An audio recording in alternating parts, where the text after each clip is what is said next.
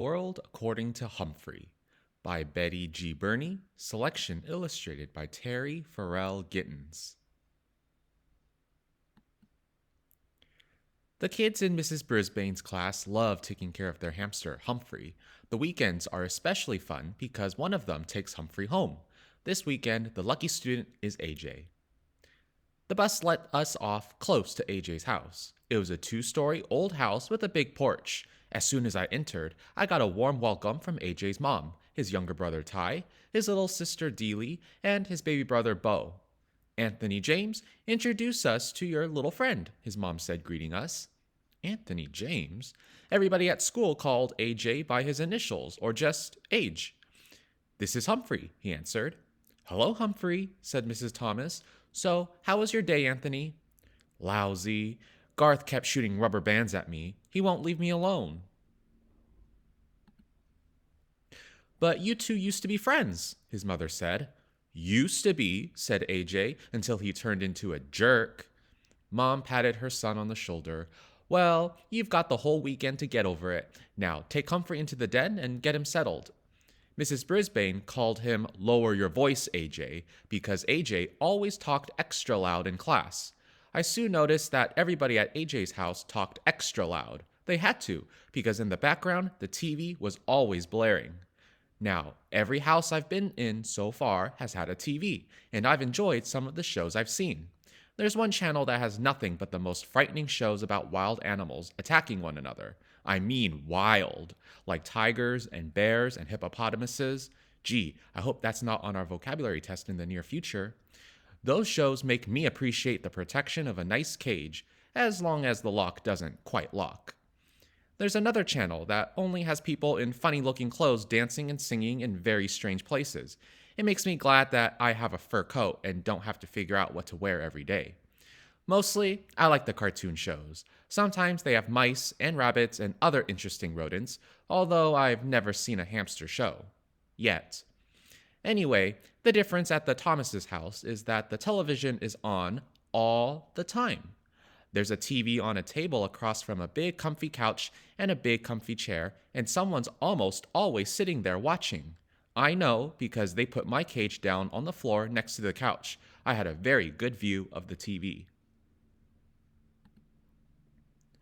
I couldn't always hear the TV, though, because AJ's mother had a radio in the kitchen, which was blaring most of the time while she cooked, or did crossword puzzles, or talked on the phone. No matter what she did, the radio was always on. When AJ's dad came home from work, he plopped down on the couch and watched TV while he played with the baby. Then AJ and Ty plugged in some video games and played while Dad watched. Deely listened to the radio with her mom and danced around in the kitchen. When it was time for dinner, the whole family took plates and sat in the den so they could watch TV while they ate. Then they watched TV some more, they made popcorn, and kept watching. Finally, the kids went to bed. The baby, then Deely, and later Ty and AJ. After they were all in their rooms, Mr. and Mrs. Thomas kept watching TV and ate some ice cream. Later, Mrs. Thomas yawned loudly. "I've had it, Charlie. I'm going to bed, and I suggest you do too," she said. But Mr. Thomas just kept on watching, or at least he kept on sitting there until he fell asleep on the couch. I ended up watching the rest of the wrestling match without him. Unfortunately, the wrestler I was rooting for, Thor of Glore, lost. Finally, Mr. Thomas woke up, yawned, flicked off the TV, and went upstairs to bed. Peace at last. But the quiet only lasted about 10 minutes. Soon, Mom brought Bo downstairs and gave him a bottle while she watched TV. When Bo finally fell asleep, Mrs. Thomas yawned and flicked off the TV. Blessed relief. 5 minutes later, Mr. Thomas returned. "Sorry, hamster, can't sleep," he mumbled to me as he flicked on the remote. He watched and then dozed off again, but the TV stayed on, leaving me no choice but to watch a string of commercials for car waxes, weight-reducing programs, exercise machines, and red-hot harmonica classics. The combination of being nocturnal and being bombarded with sight and sound kept me wide awake. At the crack of dawn, Deely tiptoed into the room dragging her doll by its hair and switched to a cartoon show about princesses. She watched another show about cats and dogs. Scary. Then, Mr. Thomas woke up and wanted to check some sports scores. Mrs. Thomas handed him the baby and his bottle, and soon the older boys switched over to video games and their parents watched them play. It was loud, loud, loud, but the Thomases didn't seem to notice. "What do you want for breakfast?" Mom shouted. "What?" Dad shouted louder. "What do you want for breakfast?" Mom yelled. "Toaster waffles!" Dad yelled louder. "I can't hear the TV!" Ty hollered, turning up the volume. "Do you want juice?" Mom screamed. "Can't hear you," Dad responded. And so it went. With each new question, the sound on the TV would be turned up higher and higher until it was positively deafening. Then Mom switched on her radio. The Thomases were a perfectly nice family, but I could tell it was going to be a very long and noisy weekend unless I came up with a plan. So I spun on my wheel for a while to help me think. And I thought and thought and thought some more, and then it came, the big idea. I probably would have come up with it sooner if I could have heard myself think. Around noon, the Thomases were all watching the football game on TV, or rather, Mr. Thomas was watching the football game on TV while AJ and Ty shouted questions at him. Mrs. Thomas was in the kitchen listening to the radio and talking on the phone.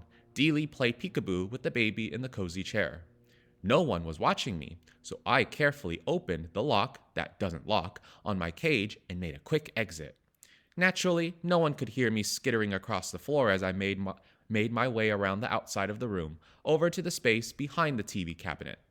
Then, with great effort, I managed to pull out the plug, one of the most difficult feats of my life. The TV went silent. Beautifully, blissfully, silently silent. So silent, I was afraid to move. I waited behind the cabinet, frozen. The Thomases stared at the TV screen as the picture slowly went dark. "Ty, did you hit that remote?" Mr. Thomas asked. "Nah, it's under the table." "Anthony, go turn that thing on again," Mr. Thomas said. AJ jumped up and hit the power button on the TV. Nothing happened. "It's broken!" he exclaimed. Mrs. Thomas rushed in from the kitchen. "What happened?" Mr. Thomas explained that the TV had gone off and they discussed how old it was, 5 years, whether it had a guarantee, no one knew, and if Mr. Thomas could fix it. He couldn't. Everything was fine and it went off, just like that. "I guess we'd better take it in to get it fixed," Mr. Thomas said. "How long will it take?" Dealey asked in a whiny voice. "I don't know," her dad replied. "How much will it cost?" Mrs. Thomas asked. "Oh, yeah," her husband said. "I forgot. We're a little low on funds right now." The baby began to cry. I thought the rest of the family might start crying too. "Well, I get paid next Friday," Dad said. AJ jumped up and waved his hands. "That's a whole week away." "I'm going to Grandma's house. Her TV works," said Ty. "Me too," Dealey chimed in. "Grandma's got her bridge club over there tonight," Mom said. "I know," said Dad. "Let's go to a movie." "Do you know how much it costs to go to a movie?" Mom asked. "Besides, we can't take the baby." "Oh." They whined and bickered for quite a while. They got so loud, I managed to scamper back to my cage, unnoticed. Then I guess I dozed off. Remember, I had hardly had a wink of sleep since I'd arrived. The bickering was a nice, soothing background after all that racket. I was only half asleep when the squabbling changed. "But there's nothing to do," Dealey whined. Her father chuckled. "Nothing to do? Girl, my brothers and I used to spend weekends at my grandma's house, and she never had a TV. Wouldn't allow it." "What did you do?" AJ asked. "Oh, we were busy every minute," he recalled. "We played cards and board games and word games, and we dug in her garden and played tag." He chuckled again. "A lot of times we just sat on the porch and talked. My grandma, she could talk." "What'd you talk about?" Ty wondered. "Oh, she'd tell us stories about her growing up, about funny things, like the time her uncle was walking in his sleep and went to church in his pajamas." Mrs. Thomas gasped. "Oh, go on now, Charlie." "I'm just telling you what she told us. He woke up in the middle of the service, looked down, and there he was, in his blue and white striped pajamas." I let out a squeak of surprise, and the kids all giggled. Then Mrs. Thomas told a story about a girl in her class who came to school in her slippers by accident one day. Yes, the fuzzy kind, she explained with a big smile. They talked and talked, and Dad got out some cards, and they played a game called Crazy Eights, and another one called Pig, where they put their fingers on their noses and laughed like hyenas. When Bo fussed, they took turns jiggling him on their knees. After a while, Mrs. Thomas gasped, "Goodness sakes, it's an hour past your bedtimes."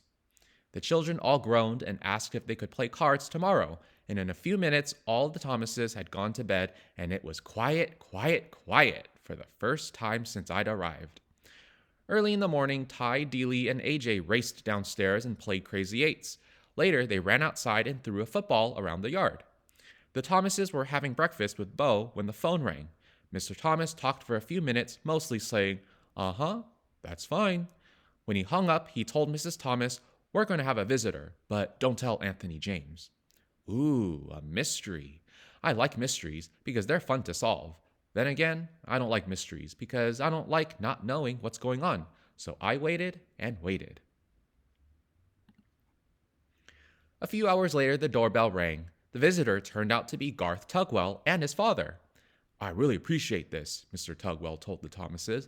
"It was Mrs. Brisbane's idea. Since Garth can't have Humphrey at our house right now, she suggested that he could help AJ take care of him over here." Sounds like Mrs. Brisbane, as if I'm trouble to take care of. But Garth had been crying because he couldn't have me, so maybe she was trying to be nice. After Mr. Tugwell left, Mr. Thomas called AJ in. AJ ran into the room and practically backed out again when he saw Garth. "We have a guest," said Mr. Thomas. "Shake hands, Anthony. Garth is here to help you take care of Humphrey." AJ and Garth reluctantly shook hands. "How come?" asked AJ. Garth shrugged his shoulders. Mrs. Brisbane said to. "Well, come on. We'll clean his cage and get it over with," AJ said. The boys didn't talk much while they cleaned the cage, but they started giggling when they cleaned up my potty corner. I don't know why that makes everybody giggle. After they stopped giggling, they started talking and kidding around. They decided to let me out of the cage, so they took a set of old blocks from Dealey's room and built me a huge maze. Oh, I love mazes. When we were all tired of that game, AJ offered to teach Garth to play Crazy Eights, and then Ty and Dealey joined them in a game of Go Fish. Nobody mentioned the TV. Nobody shot any rubber bands. Later in the afternoon, the kids were all outside playing football. I was fast asleep until Mrs. Thomas came into the den with a broom and started sweeping. A minute later, Mr. Thomas entered. "What are you doing, hun?" "What does it look like? I'm sweeping. You know, all the snacking we do in here makes a real mess on the floor," she said. "Bo's asleep?" her husband asked. "Uh-huh." Mr. Thomas walked over to his wife and took the broom away from her. "Then you sit down and rest a spell, hun. I'll sweep. Go on, don't argue." Mrs. Thomas smiled and thanked him and sat down on the couch. Mr. Thomas swept all around the outside of the room, even behind the TV. Uh-oh. When he got there, he stopped sweeping and leaned down. "Well, I'll be," he muttered. "What's wrong?" asked Mrs. Thomas. "The TV is unplugged," he said. "It's unplugged." He came out from behind the TV, plug in hand, and a very puzzled look on his face. "But it couldn't have just come unplugged while we were sitting there watching. I mean, a plug doesn't just fall out," he said. "Plug it in, see if it works," his wife told him. Well, you guessed it, the TV came on as bright and loud as ever. "I don't get it," Mr. Thomas muttered, "but at least we don't have to pay to get it fixed." Mrs. Thomas stared at the screen for a few seconds, then glanced out the window at the kids playing happily outside. "Charlie, what do you say we keep it unplugged for a couple more days?" she asked. "We just won't tell the kids." Mr. Thomas grinned. Then he bent down and unplugged the TV. "Couldn't hurt," he said. He put down the broom and sat on the couch near his wife, and the two of them just sat there in the den, giggling like Stop Giggling Gale. Suddenly, Mr. Thomas looked over at me. "You don't mind a little peace and quiet, do you, Humphrey?"